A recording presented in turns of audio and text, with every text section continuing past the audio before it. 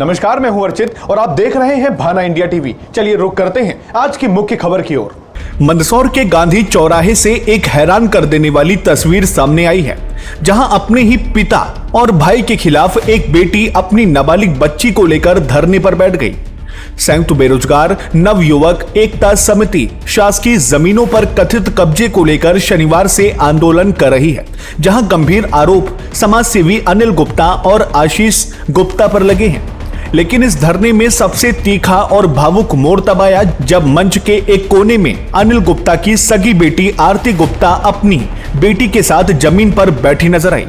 करीब 7-8 साल पहले पति के देहांत के बाद आरती गुप्ता अपने पिता के घर आई थी। आरती गुप्ता का कहना है कि 7-8 साल पहले पति का देहांत हो गया। पिता मुझे अपने साथ ले आए, कहा बेटी है, हम देखेंगे। आज करोड़ों की जायदाद और शोहरत है, पर मुझे मेरा हक नहीं मिल रहा। मेरी मां का दिया 1 किलो सोना भी कथित तौर पर दबा लिया गया। मुझे भीख नहीं चाहिए, मुझे कानून का दिया पैतृक हिस्सा चाहिए, ताकि मेरी बेटी को किसी के आगे हाथ न फैलाना पड़े। इस हाई प्रोफाइल मामले में हिंदू उत्तराधिकार अधिनियम के तहत बेटी को पैतृक संपत्ति में बेटे के बराबर अधिकार प्राप्त है।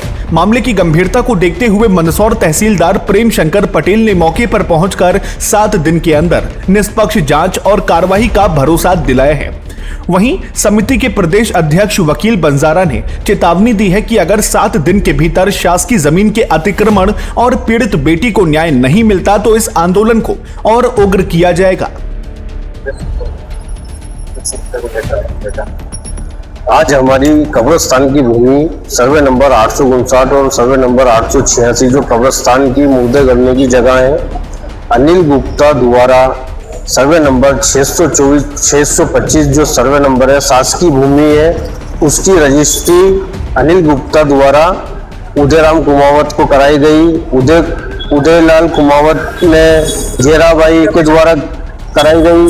फिर उसके बाद में मलका बाई के नाम से कराई गई। मलका बाई ने नेमचंद जैन को रजिस्ट्री कराई। इन लोगों ने शासकीय भूमि को रजिस्ट्री कराकर नगर पालिका से परमिशन लेके और निर्माण कर रहे हैं। करोड़ों की भूमि है। आज अभी हमने कुछ दिन पहले एसडीएम साहब को शिकायत की तो एसडीएम साहब ने थाना प्रभारी को बुलवा कर कैलाश मार्ग पर ये काम रुकवाया गया। उसकी सारी फुटेज है, उसके सारे डॉक्यूमेंट्स है, कब्रिस्तान का पूरा रिकॉर्ड हमने पेश किया और काम रुकवाने के बाद अनिल गुप्ता और नेमचंद जैन द्वारा वापस काम चलाया गया और शोरूम को तैयार किया गया।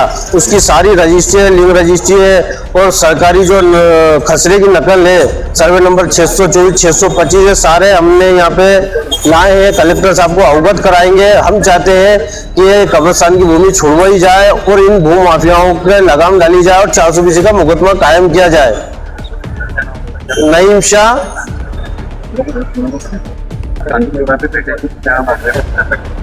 मैं अपने अधिकार के लिए आई। मैं अपने पिताजी से अपना अधिकार मांगने आई हूँ। मेरे पिताजी अनिल गुप्ता, भाई आशीष गुप्ता, मेरी सौतेली माँ सुमन गुप्ता। मैं एक विधवा महिला हूँ। मैं आज अपने दोनों बच्चों के अधिकार के लिए आई। मुझे इन लोगों ने यहाँ आने के लिए मजबूर कर दिया है। मैंने जब इनसे अपना अधिकार मांगा तो इन्होंने कहा हमारे पास कुछ नहीं है।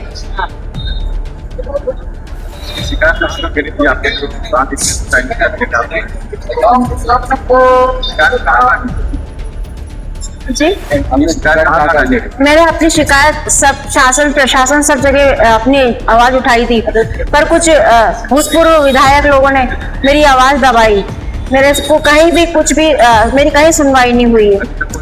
जी, क्या नाम है आपका? आरती, पिता अनिल गुप्ता और मेरे भाई आशीष गुप्ता और मेरी सौतेली माँ सुमन गुप्ता। इन तीनों के द्वारा मुझे पूरे 4 महीने से प्रताड़ित किया जा रहा है।